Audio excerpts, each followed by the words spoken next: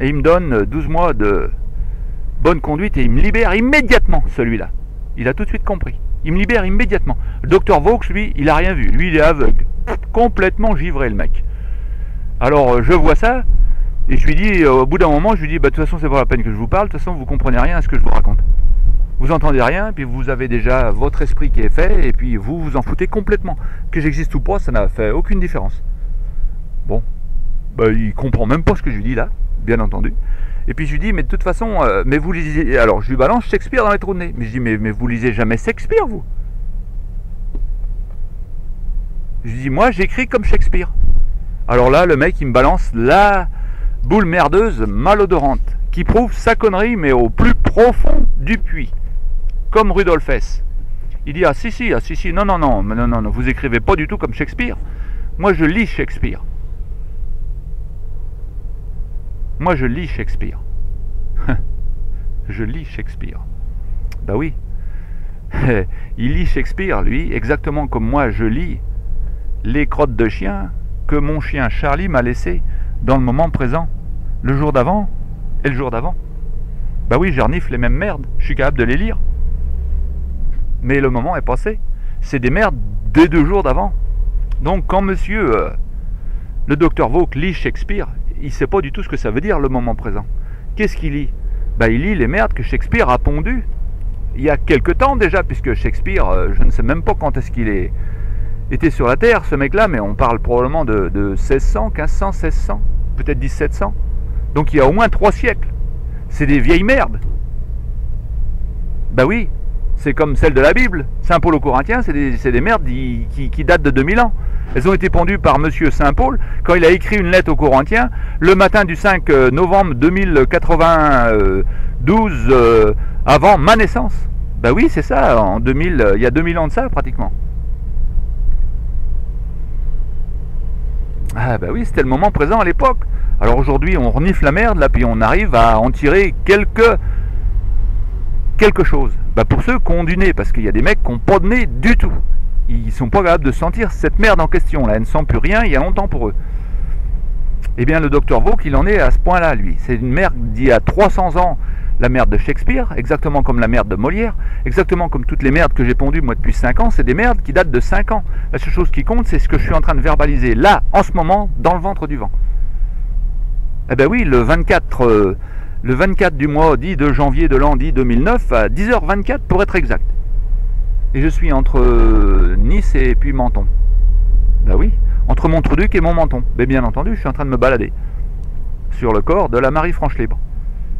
Ben oui, la Marie-Franche est libre. Putain les mecs, putain les longs. Le docteur Vaux, alors le docteur Vaux qui me dit non. Vous ne lisez pas du tout. Vous n'écrivez pas comme Shakespeare. Il dit moi je lis Shakespeare. Ben oui, on est bien d'accord. Toi tu lis Shakespeare. Oui, je suis en train de te dire, moi je chie des merdes exactement comme Shakespeare chiait les siennes. Il allait dans l'espace de Chienlit et il balourdait dans le ventre du vent. Et ça, c'était balourder dans le moment présent. Et ces cierges de merde là sont si précieux que on les a allumés. Ben oui, pour allumer les esprits saints. Ben les gars, mais bon Dieu, mais c'est de ça qu'on parle. C'est ça la poétrie.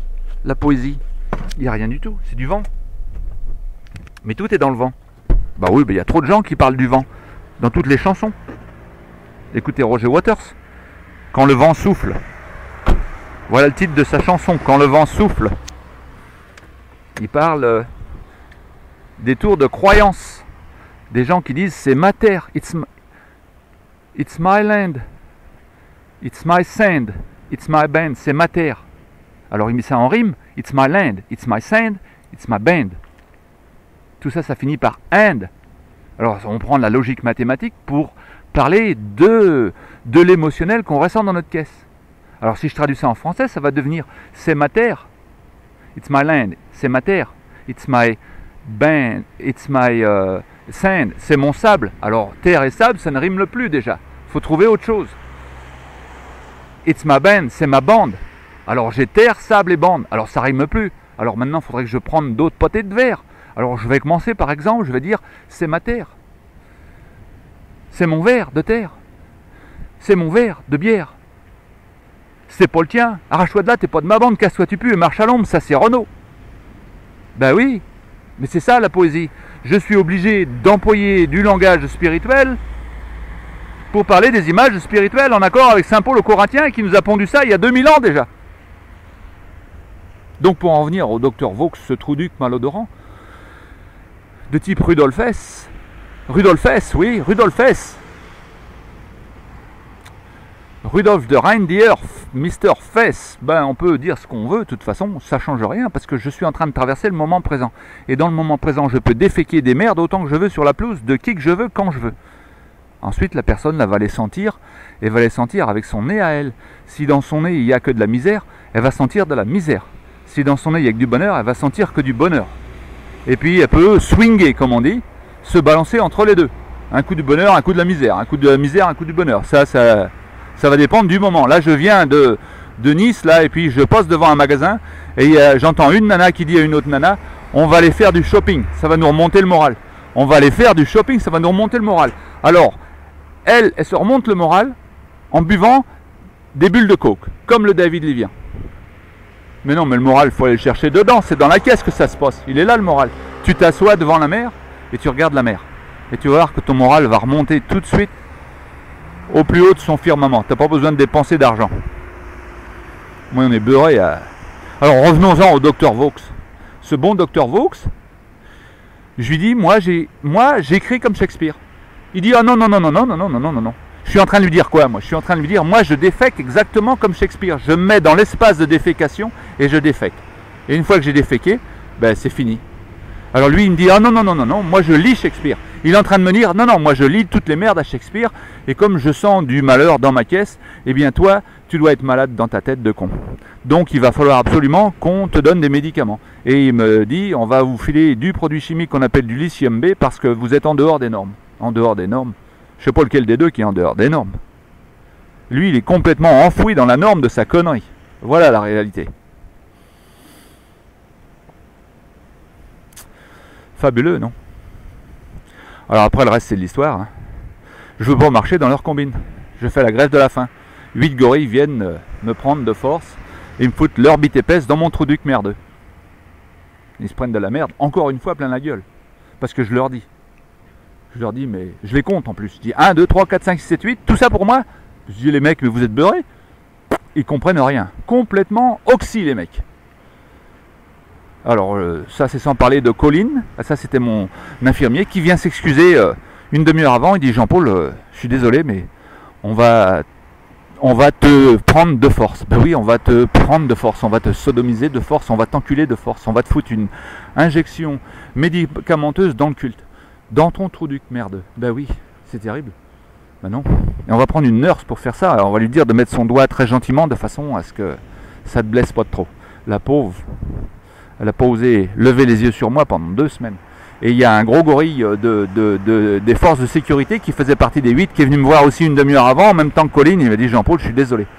Ça prouve bien qu'il y a des mecs qui voient, ils savent pas trop ce qu'ils voient, mais ils voient quelque chose.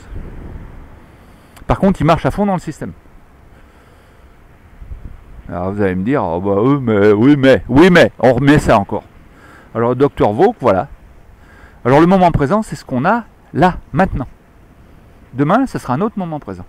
Le moment présent, c'est que je suis en face d'une falaise là, qui est énorme, qui est abrupte, complètement abrupte, en verticale. Ça tombe sur la voie de chemin de fer, et la voie de chemin de fer a une route, et puis la route, il y a la mer. Voilà, c'est la largeur à peu près de l'ensemble.